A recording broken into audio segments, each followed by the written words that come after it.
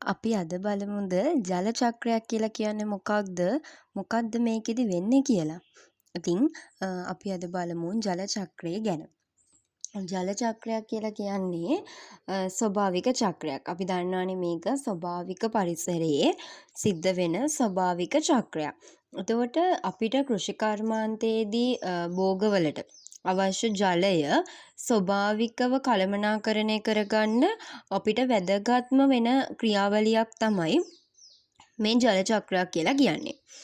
එතකොට අපි බලමු දැන් මොකද්ද ජල චක්‍රයක් කියලා කියන්නේ කියලා කොහොමද අපි මේක හඳුන්වන්නේ කියලා. ජල චක්‍රයක් කියලා කියන්නේ පෘථුවියේ එක ස්ථානයක තියෙන ජලය විවිධ ආකාර වලින් විවිධ ස්ථානවල විවිධ කාල සීමා ගත කරලා නැවත මුල් තත්ත්වයට එහෙම ඒ ස්ථානයට මෙන එකට අපි කියනවා ජල චක්‍රයක් කියලා. එතකොට මේ ක්‍රියාවලිය චක්‍රීයව සිද්ධ වෙනව අඛණ්ඩවම සිද්ධ නොකඩවාම සිද්ධ වෙන ක්‍රියාවලියක්.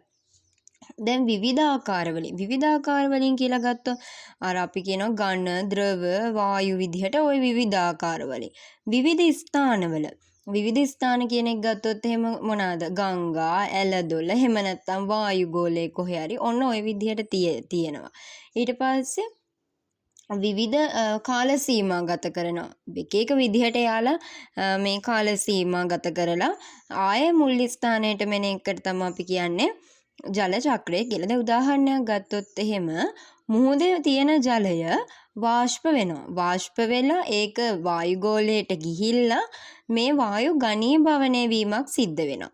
ඝනීභවනය වෙලා මේක වර්ෂාව විදිහට ආයෙම වැටෙනවා පොළවට. පොළවට ආවට පස්සේ පොළොව මතු පිටින් ඊට පස්සේ එහෙම ගමන් කරලා ගංගා ඇලදොල මේ දේවල් වලට ගිහිල්ලා ආයෙම මුහුදටම යනවා. මේ චක්‍රය ආයෙම සිද්ධ වෙනවා. ඔන්න ඕක තමයි සරලවම කිව්වොත් ජල චක්‍රයක් කියලා කියන්නේ. හරි. අපිට දැන් තියෙන අපි ගත්තොත් එහෙම අපි ජල චක්‍රයක් කියන්නේ අපි පොඩි කාලේ ඉඳන් ඉගෙනගෙන තියෙනවා. මෙතනදී වාෂ්පීකරණයක් වෙනවා, ඝනීභවනයක් වෙනවා. ඔන්න ඔය විදිහට පොඩි වචන කිහිපයක්. හැබැයි දැන් මෙතනදී ඔයාලට තියෙනවා මේකෙදි ඊට එහා ගියපු සංරචක කීපයක්. අපි බලමු මොනවාද මේ සංරචක කියලා ප්‍රධානම විදිහට. වාෂ්පීකරණය. වාෂ්පීකරණයක් කියලා කියන්නේ පොළොව මත පිට තියෙන ජල මූලාශ්‍රවල තියෙන ජලය මේ රත් වෙලා වාෂ්ප විදිහට වායුගෝලයට එකතු වෙන එකට තමයි අපි කියන්නේ ගංගා, සාගර, ඇලදොළවල් මේ වගේ තියෙන ජලය වාෂ්ප වෙලා වායුගෝලයට එකතු වෙනවට අපි කියනවා වාෂ්පීකරණයක් කියලා. ඊළඟට තියෙනවා උත්සේදනය. උත්සේදනයක් කියලා කියන්නේ මේකදී ශාක වලින් තමයි සිද්ධ වෙන්නේ. එතකොට අපි දන්නවා මේක ශාකවල තියෙන පරිවෘත්තීය ක්‍රියාවලියක්. එතකොට මේ උත්සේදනය කියන පරිවෘත්තීය ක්‍රියාවලියෙන් ජලය වාෂ්ප වෙලා වායුගෝලයට මුදා හැරෙනවා. එතකොට මෙතනදී මොකද්ද වෙන්නේ? අර ශාක වල තියෙන මේ ජලය ශාක පත්‍ර වලින් පිට වෙනවා. අපි දන්නවා පූටිකා හරහා තමයි ප්‍රධාන විදිහටම උත්සේදනය කියන එක සිද්ධ වෙන්නේ කියලා. ඊළඟට ඝනීභවනයක් කියලා කියන්නේ ඒ කියන්නේ දැන් ඔන්න වාෂ්ප වෙනවා උත්සේදනය සිද්ධ වෙනවා මේ විදිහට සිද්ධ වෙලා වායුගෝලයට ජල වාෂ්ප එකතු වෙනවා. ජල වාෂ්ප එකතු වුණාට පස්සේ මේක අහසේදී මොකද්ද වෙන්නේ? සිසිල් වෙලා ඒක වායු මේ මොනවාද? මේ වලාකුළු බවට පත් වෙනවා. ඔන්න ඕකට තමයි අපි කියන්නේ ඝනීභවනය වීමක් සිද්ධ වෙනවා කියලා. ඊට පස්සේ වර්ෂණය නැත්නම් ප්‍රෙසිපිටේෂන්. එතනදී මොකද්ද වෙන්නේ? දැන් අර ඝනීභවනය වෙලා වලාකුළු වල වතුර රැඳිලා තියෙනවා. මෙන්න මේ ජලය වැස්ස විදිහට, එහෙම නැත්නම් හිම විදිහට, එහෙම නැත්නම් පිනි විදිහට විවිධ ආකාර වලින් පෘථුවියට පතිත වෙන එකට අපි කියනවා වර්ෂණයක් කියලා.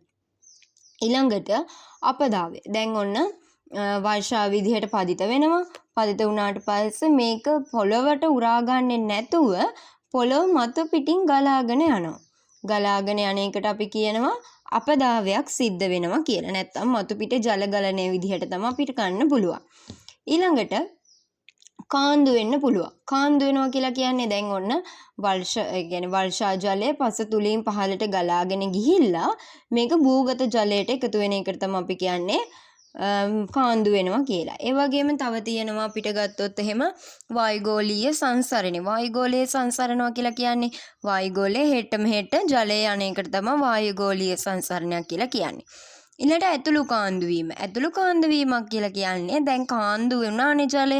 මේක තිරස් අතටත් තව යනවා මේ පොළව ඇතුලෙන්. එතකොට ඒකෙදී අර යට තියෙන පස්ස හොඳට ජලය උරාගෙන ඒක සාරවත් වෙන්න බලපෑමක් තමයි ඔය ඇතුළු කාන්දුවේදී සිද්ධ වෙන්නේ. ඔන්න ඔය විදිහට සංරචක කීපයක්ම දායක වෙනවා මෙන්න මේ ජල චක්‍රය කියන එක ක්‍රියාත්මක වෙන්න. එතකොට දැන් මිනිස්සු කියන කට්ටිය ගත්තොත් එහෙම මෙයාලා මොකක් හරි දෙයකට හැම වෙලේම කොහෙන් හරි ඉතින් සම්බන්ධයිනේ. එතකොට මෙයාලා ජල චක්‍රය පාලනය කරන්න බලනවා. එතකොට මේකෙදි ජල චක්‍රයේ ක්‍රියාකාරකම්, ඒ කියන්නේ මේකේ තියෙන සමතුලිතතාවය වෙනස් කරනවා මිනිස්සුන්ගේ විවිධ ක්‍රියාකාරකම්. එතකොට බලමු මොනවද මේ කියලා. කෘත්‍රිම වර්ෂාව ඇති කරනවා. ඒ කියන්නේ අපි ගත්තොත් එහෙම දැන් වර්ෂාව කියන එක ස්වභාවිකව ඇතිවෙන දෙයක්නේ. නමුත් කෘත්‍රිම වැසි ඇති කරන්න උත්සාහ කරනවා. එතනදී වලාකුළු වලට රසායනික ද්‍රව්‍ය ඉසීමක් සිද්ධ කරනවා. ඒකල මේ රසායනික ද්‍රව්‍ය දාලා ඉවර වෙලා වර්ෂණය කියන එක පාලනය කරන්න උත්සාහ කරනවා. ඒ කියන්නේ අපිට දැන් කොහොමද මේක නිසි කලට නිසි වෙලාවට වර්ෂාපතනය ලැබෙනවනේ. හැබැයි ඊට අමතරව මේගොල්ලෝ කරන්නේ රසායනික ද්‍රව්‍ය යොදලා වර්ෂාව ඇති කරගන්නවා. ඊට පස්සේ වාෂ්පීකරණය පාලනය කරන්න බලනවා. වාෂ්පීකරණය පාලනය කරන්නේ කොහොමද? දැන් ඔන්න අපි ගත්තොත් එහෙම ආවරණ මතු පිටට ආවරණය දීමක් සිද්ධ කරනවා. ඊට පස්සේ රසායනික පටල යොදලා මේ විදිහට ජලයේ වාෂ්ප වෙලා අයින් වෙන එක අපිට පාලනය කරන්න පුළුවන්. ඒ වගේම තමයි උත්සේදනය පාලනය කරනවා. දැන් උත්සේදනය කොහොමද පාලනය කරන්න පුළුවන් අපිට? එතනදී අර වගා බිම් වලට අපිට වසුන් යෙදීමක් සිද්ධ කරන්න පුළුවන්. වගා බිම් වලට වසුන් යොදනවා. ඊළඟට අනිත් එක තමයි ශාක පත්‍ර වලට අපිට දාන්න පුළුවන් ප්‍රතිඋත්සේදන කියලා තියෙනවා අපිට.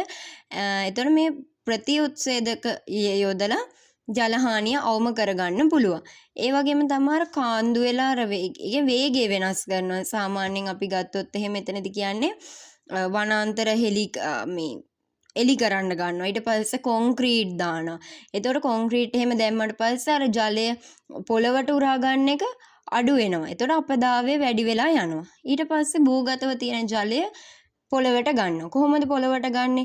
නළලින් භාවිතා කරනවා. නළලින් ගහපුවාම නළලින් වලින් වෙන්නේ අර භූගතව තියෙන ජල පෝෂක වල තියෙන ජලය අපි උඩට ගන්න එක තමයි සිද්ධ කරන්නේ. ඒකට තමයි අපි මේ නළලින් ගහනවා කියලා කියන්නේ. එතකොට අපිට ඊළඟට අපි කතා කරොත් එහෙම දැන් මේ කොහොමද දැන් කෘෂි කර්මාන්තයට දැන් අපිට වැදගත් වෙන්නේ ඒකනේ. එතකොට කෘෂි කර්මාන්තයට කොහොමද මේ ජල චක්‍රයේ බලපෑම් ඇති වෙන්නේ? හිතකර වගේම අහිතකර බලපෑමුත් මෙයාගෙන් සිද්ධ වෙනවා. එතකොට මොකද්ද වෙන හිතකර බලපෑම්? ඒතර අපි ගත්තොත් එහෙම එකක් තමයි ප්‍රධානම විදිහට භෝගවලට අවශ්‍ය කරන ජලය ලබා දීම සිද්ධ කරනවා. ඒ කියන්නේ දැන් ජල චක්‍රය ගත්තොත් එහෙම වර්ෂණය මගින් මොකද කරන්නේ? වගා බිම් වලට ඍජුවම ජලය ලබා දීම සිද්ධ කරනවා. එතකොට අපි දන්නවා ශ්‍රී ලංකාවේ තියෙනවා යල කන්න සහ මහ කන්න කියලා. එතකොට කන්නයන් දෙකක් තියෙනවා. මේක රඳා පවතින්නේ මොන වගේද?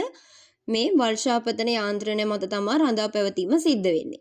එතකොට දැන් ලංකාවේ තියෙන වර්ෂා පෝෂිත කෘෂි කර්මාන්තය ගත්තොත් එහෙම මහ කන්න වගේ දැන් උදාහරණයක් විදිහට මේක සම්පූර්ණයෙන්ම රඳා පවතින්නේ මේ ස්වභාවිකව ලැබෙන ජලය මත.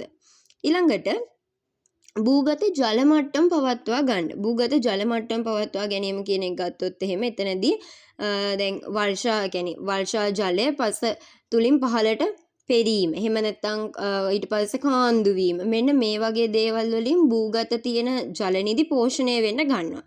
වතුර පල්ලෙහාට යනවා. එතකොට මේකෙදි මොකද්ද වෙන්නේ? අර කෘෂිකාර්මික නළලින් ඊට පස්සේ සාමාන්‍ය අපි ඉදිකරන ලින් ඒ වගේ දේවල් වලින් ජලය ගන්න පුළුවන් විදිහට අපිට සාධකයක් නිර්මාණය වෙනවා. හරිද? එතකොට ගොඩක් වෙලාවට වියලි කාලගුණයක් තියෙද්දි භෝගවලට අපිට වර්ෂාව ලැබෙන්නේ නැහැනේ. එතකොට මෙන්න මේ විදිහට තියෙන භූගත ජලය තමයි අපි යොදාගන්නේ අපි කෘෂිකාර්මික කටයුතු සඳහා.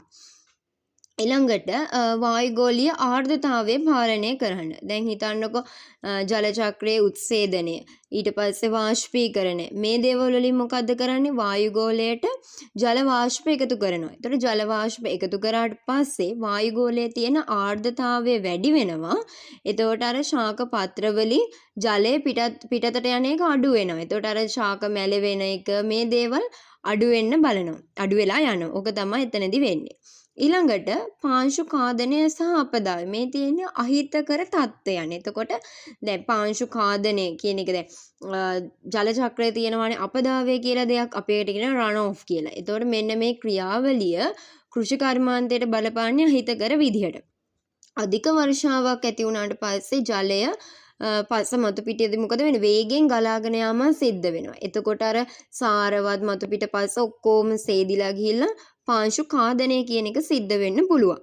ඊට අමතරව අපි ගත්තොත් එහෙම වගා බිම් වලට අපි පොහොර යොදනවා. ඊට පස්සේ රසායනික ද්‍රව්‍ය මේ දේවල් ගසාගෙන ගිහිල්ලා ජල පද්ධති වලට එකතු වෙන්න බලපානවා. ඔන්න ඔය වගේ දේවල් සිද්ධ වෙනවා. ඒ වගේම තමයි කෘෂි දේශගුණය වෙනස් වෙනවා. මොකද මේ කෘෂි දේශගුණය වෙනස් වෙනවා කියලා කියන්නේ? දැන් වගා බිම් වල තියෙනවනේ ජලය, මේ තියෙන ජලය ජල චක්‍රයේ වේගය අපි ගත්තොත් එහෙනම් විශේෂයෙන්ම වාෂ්ප උත්සේද අපි කියන වාෂ්පීකරණ උත්සේදනය කියලා. අණුව දැන් මේක ප්‍රදේශයේ උෂ්ණත්වය ඊට පස්සේ ඒකේ තියෙන සිසිල් භාවය කියන දේවල් තීරණය කරනවා. ඒතර මේක භෝග වගාව වර්ධනයට සහ අපි ගත්තොත් එහෙම අපේ කෘෂිකාර්මික අස්වැන්නට විශේෂයෙන්ම බලපාන දෙයක්. හරිද? එතකොට මෙන්න මේ ජල චක්‍රයේදී කතා කර අපි වචන දෙකක් වාෂ්පීකරණය සහ උත්සේදනය කියලා. එතකොට මේ වාෂ්පීකරණ උත්සේදනය කියන එක අපිට මේ ගොඩාක් වැදගත් වචනයක් විදිහට තමයි අපි ගන්න. එතනදී අර එකකින් අදහස් කරන්නේ පසෙන් ජලය මේ වාෂ්ප වෙන ජලයයි ශාක වලින් උත්සේදනයෙන් වාෂ්ප වෙන ජලයයි කියන දෙකේ එකතුවක් විදිහට තමයි අපි ඔන්න ඔය වචනේ ගන්නෙ. ඒක චුට්ටක් අර මතක තියාගන්න ඕනේ වචනයක්. හරි. අපි ඊළඟ වීඩියෝ එකකින් කතා කරමු ජල චක්‍රයේදී අපිට එන්න පුළුවන් මේ ජල චක්‍රය සම්බන්ධ ප්‍රශ්න මොනවද? ඇවිල්ලා තියෙන ප්‍රශ්න මොනවද? සහ ඉදිරියේදී එන්න පුළුවන් කොයි වගේ ප්‍රශ්නද කොයි වගේ තැන් වලින්ද අපෙන් අහන්නේ කියන එක ගැන ඊළඟ වීඩියෝ එකෙන් අපි කතා කරමු.